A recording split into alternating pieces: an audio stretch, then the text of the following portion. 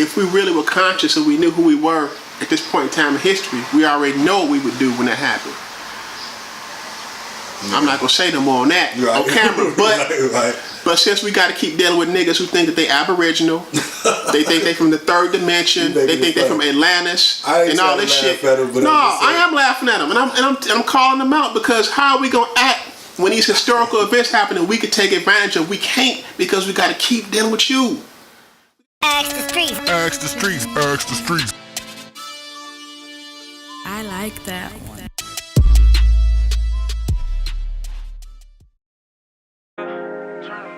I've been going through some shit, I need some time away.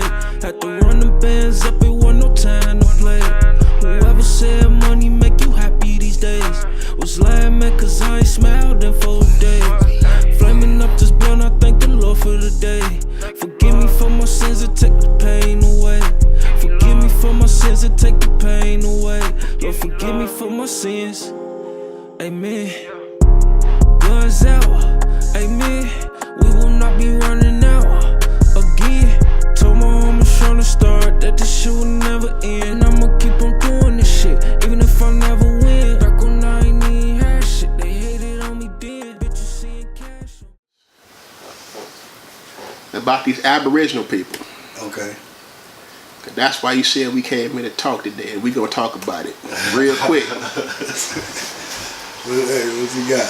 All right. I'm just going to just a few things to show, these people that was over here in the 15th all the way up to the 19th century identified themselves as African.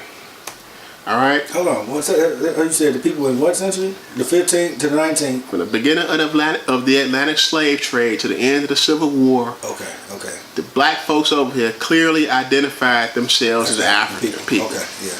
All right, and so without having to go into DNA and having to go into archaeology, all these things that people say are white man science and this bunk and all this stuff, you can get first-hand accounts from the people that was actually here. All right. Okay.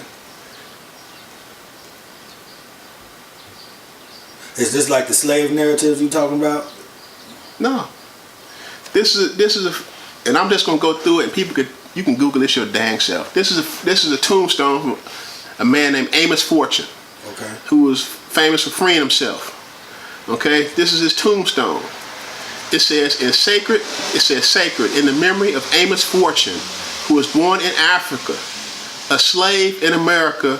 He purchased liberty, professed Christianity, lived reputably, and died hopefully.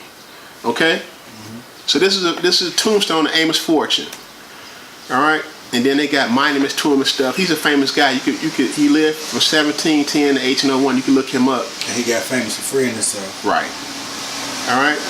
In 1787, Richard Allen and Absalom Jones, prominent black ministers in Philadelphia, formed the Free African Society of Philadelphia. Okay.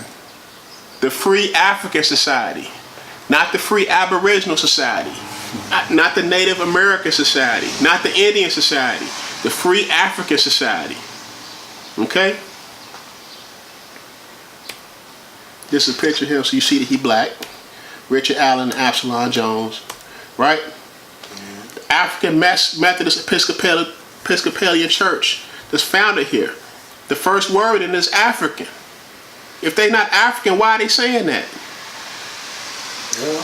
Okay, these people clearly identified themselves as African. This is in 1796. This is flyer right here. History of the AME Zion Church in America, founded 1796.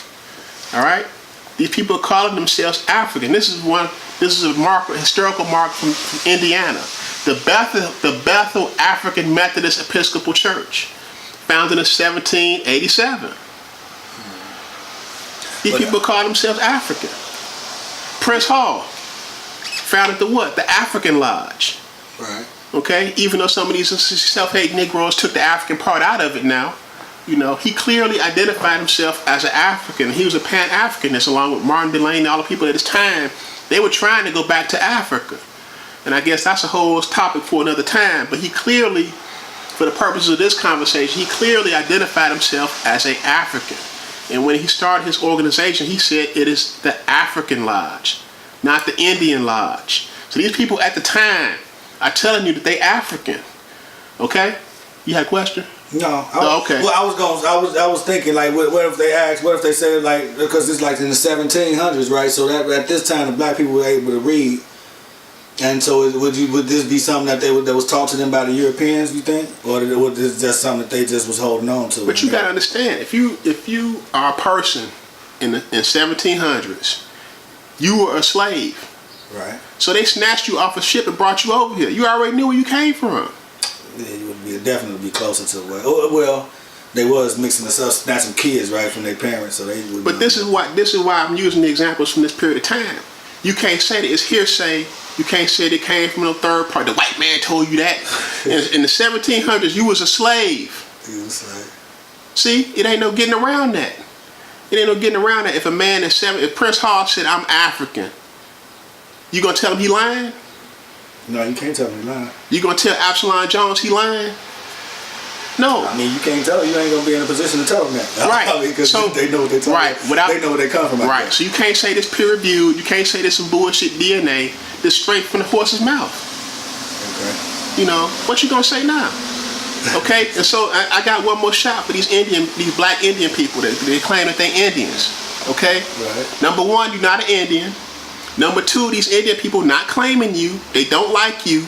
They enslaved you. They raped you. And then when you want to get the benefits of being an Indian, you know, you have to sue them to get it. Yeah. Okay? So let's put this to bed, man. This is an article from the Associated Press, August 31st, 2017. Lawsuit filed in Oklahoma City. The descendants of black slaves, known as freedmen, who once were owned by members of the Cherokee Nation, have a right to tribal membership under a ruling handed down by a federal court in Washington, D.C. What do that mean? What do that mean? That means you was their slave. Okay? To put it in historical context, when Andrew Jackson, the president of the United States, he was a general then, when he defeated the Indians and the Seminoles in Florida, he made them march all the way to Oklahoma. The Trail of Tears. And part of the decree was, you have to leave and you take your slaves with you. Well, I thought they said you could either be a part of the nation or you gotta leave. We're gonna get to that. Okay. Okay, it's a deal that they made with the government called the Freedmen Treaty of 1866. Mm-hmm. Don't believe me? Look it up.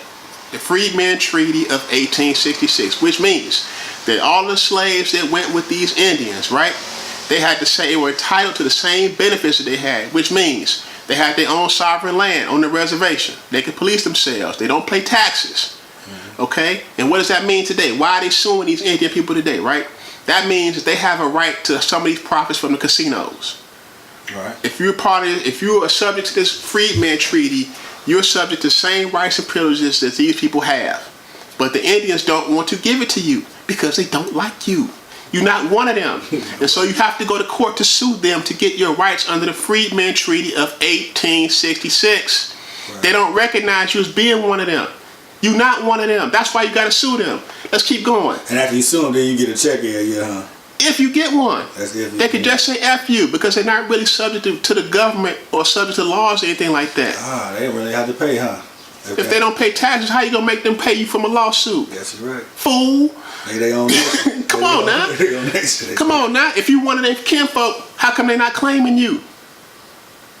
But you they long lost. What about the $5 Indian though? So would that have something to do with it? Like if they were able to buy themselves, and then that would be a reason for them not to want to claim and bring people back into the fold, right? What's a $5 Indian? Well, it was like one benefits was given to the Indians about the reservations, and because the Negroes or whatever, or the elder Indians, whoever they were saying, couldn't read and they didn't understand what was going on, they allowed them people to pay $5 to get declared as Indians.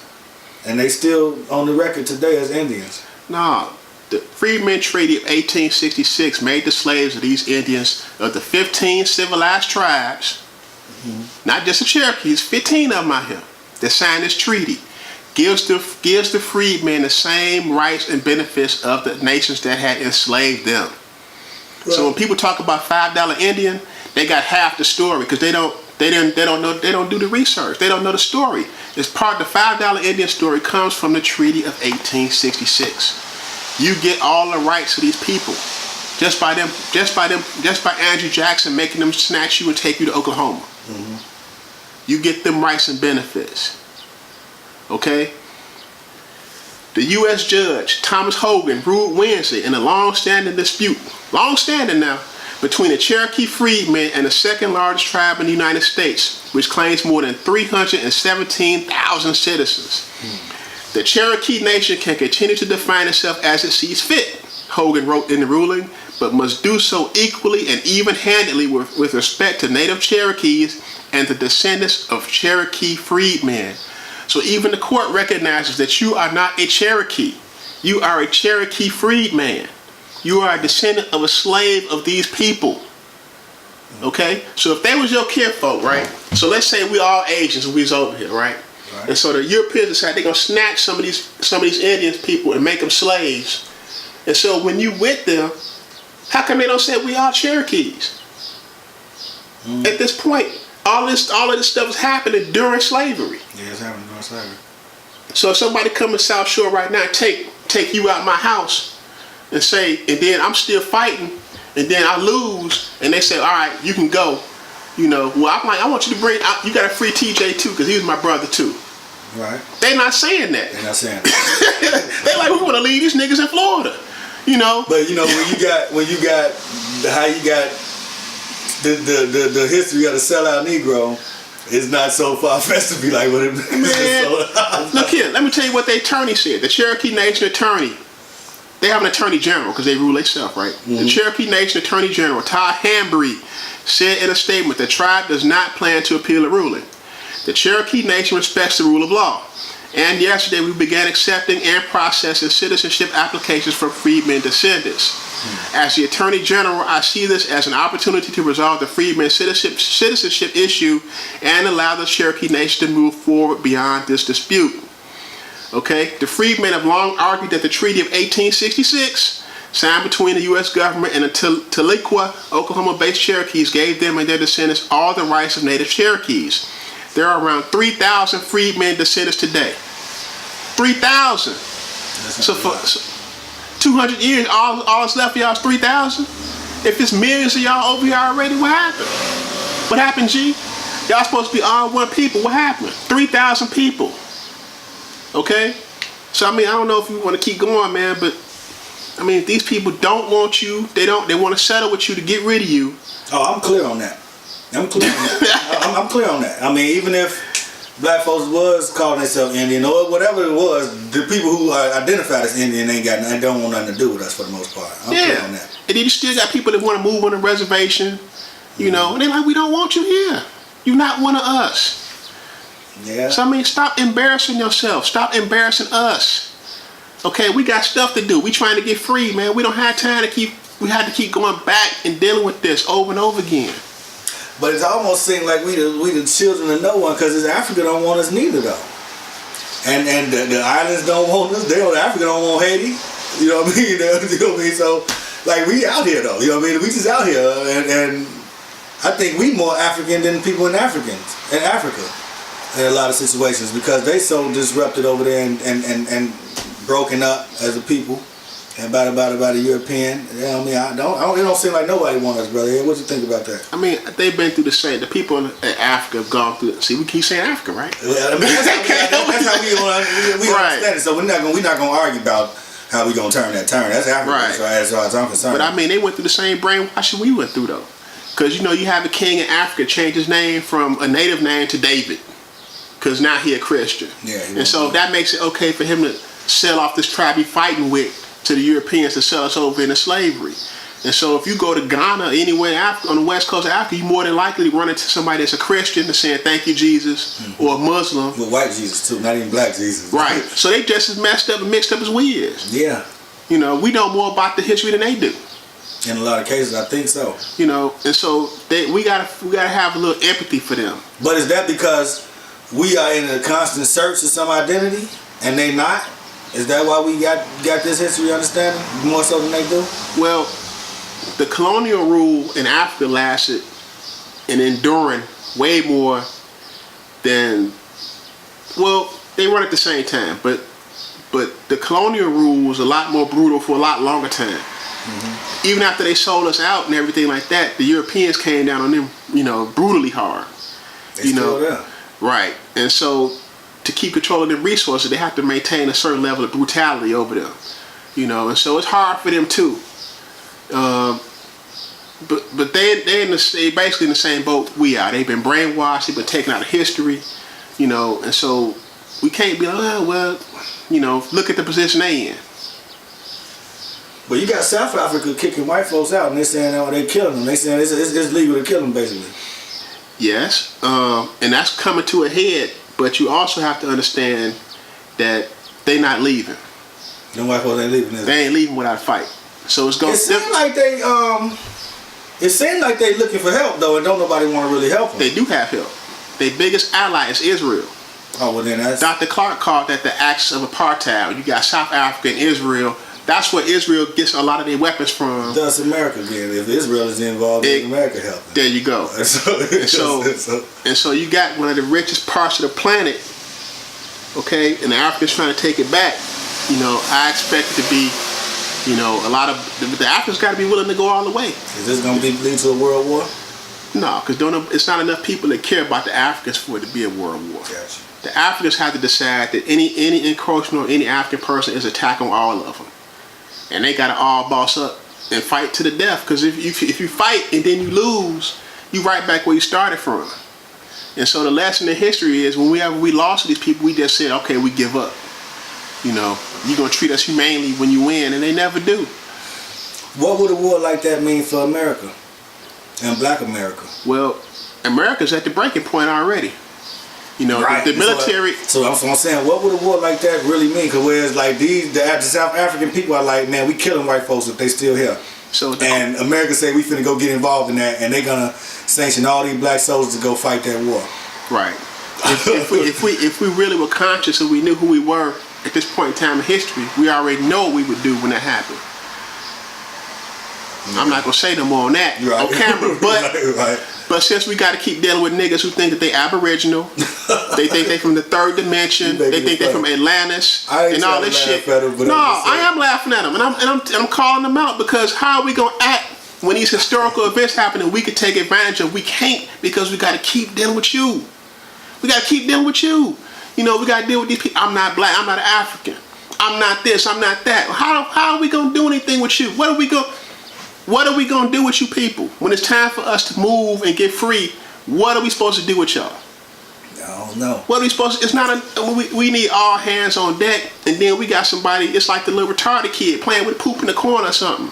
We got to keep coming back and dealing with you. We got other stuff to do. The events in history are moving at such a point right now, we can take advantage of it. The United States military is designed to fight wars on two fronts. Two. Right now, the United States is in Japan, right? They're in Korea, right? They're in Afghanistan, they're in Iraq. Yeah. They fighting wars on four fronts. They got AFRICOM in Africa, okay? They stretch to the point. They stretch to the point now where they relaxing their rules for letting people in the military now. Now they taking people with, suicidal thoughts, people with explosive anger disorder. They taking all kind of people now. People that are mentally defective for military service because they stretch so thin. Okay, this is one of them periods of time where empires fall and crumble because they can't maintain their empire no more. So, but who's in position to take advantage of that? That's a good question. China maybe. But 2020 coming up, the census is supposed to be asking people to be specific as to who they are. Have you heard about that? Yeah, but the deck is stacked against you though, because what you gonna say? What we gonna tell them? What we gonna tell them? What should we tell the census? You can tell them whatever you want to, but this is the thing. The whites have increased their numbers because you cannot claim yourself as race Latino or race Hispanic. You are white. Okay? So they just increasing the odds. But that don't have nothing to do with us. They can say it's 10 million of us. They can keep messing with the numbers all they want to. Mm-hmm. We have stuff we have to do. And it don't matter what they say, it's propaganda. It's like when the Roman Empire was falling and they were putting out propaganda that the Roman legionnaires are so tough, you kill one and then two more sprout out their dead body and all this other propaganda. You know, a lot of what they got against us right now is propaganda. You know, and if you were knowledgeable of yourself and you knew what was going on, geopolitics was going on all over the world, you would be scared of that. Right. Okay, but because we not, and we have to keep going back dealing with stupid stuff, you know, we can't ever move forward because we don't have anything, we don't have a consensus on anything, we don't agree on anything. You know, the leaders that we got, right, we don't really have no leaders, we don't have anything. The good leaders we do have, we put arrows in them, we put them down. Yeah. And so we need awakening, we need a movement. Okay, we don't need no more big organizations and nothing like that. We just need to have a damn understanding. We don't need Black Lives Matter, do we? Because no, we don't need none of them because they don't work. Because NAACP, that's all really Black Lives Matter is a modern day NAACP. Man, still financed by the same people. Yeah. So they let you be the president this time. So if we could just agree on the Garvey plan, we'd be all right. That's it. But I mean, the Garvey plan to get us there, huh? We got to get it done, man. We got to get it done. That's what's up. We got to get it done. And so I guess we ain't got time to go into Rick Kittles, but you know, you be watching you people talking about you Indians. Go watch you. Hey, that's what's up. You know, because you ain't got enough DNA to even claim you an Indian. So, yeah. Nope. All right, family, that's it, baby. All right. Peace. If you have questions that you would like to ask the streets, contact us at askthestreetsmedia@gmail.com. Don't forget to subscribe. Hope you liked the video. Thanks for watching.